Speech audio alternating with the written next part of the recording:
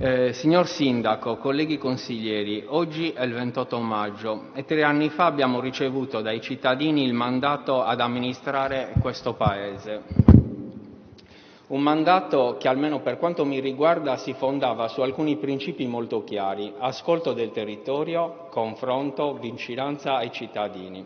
Erano questi i capisaldi con cui ci siamo presentati ed erano questi, credo, gli elementi che avevano dato forza e credibilità al nostro progetto.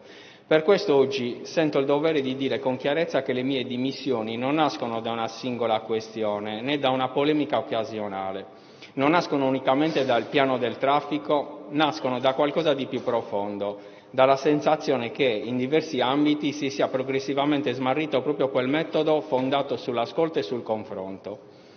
La viabilità è il punto in cui questo disagio è emerso in modo più evidente, perché tocca direttamente la vita quotidiana delle persone, delle famiglie e delle attività. Ma il tema vero non è il traffico in sé.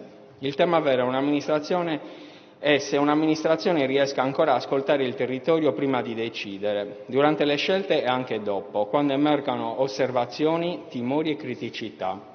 Noi avevamo parlato di sperimentazione, di dinamicità, della possibilità di correggere e di migliorare i provvedimenti strada facendo. Se però i cittadini percepiscono che le loro osservazioni non incidono, allora il problema non è più tecnico, diventa politico. E voglio dire una cosa con chiarezza: in quest'Aula e nella Giunta di cui ho fatto parte ci sono persone che stanno lavorando tanto, con impegno e senso di responsabilità, in particolare nei settori più esposti. Penso all'assessore Salis, che in questi mesi ha portato avanti un lavoro importante e concreto sulle opere pubbliche, mettendoci presenza, impegno e capacità di risposta.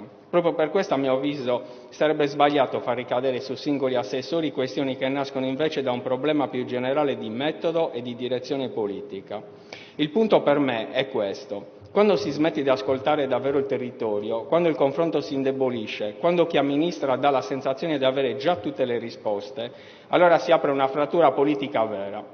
E quando questo accade, le criticità iniziano ad emergere anche in altri ambiti della vita amministrativa. Non è accettabile che si arrivi alla sospensione delle attività scolastiche per mancanza d'acqua.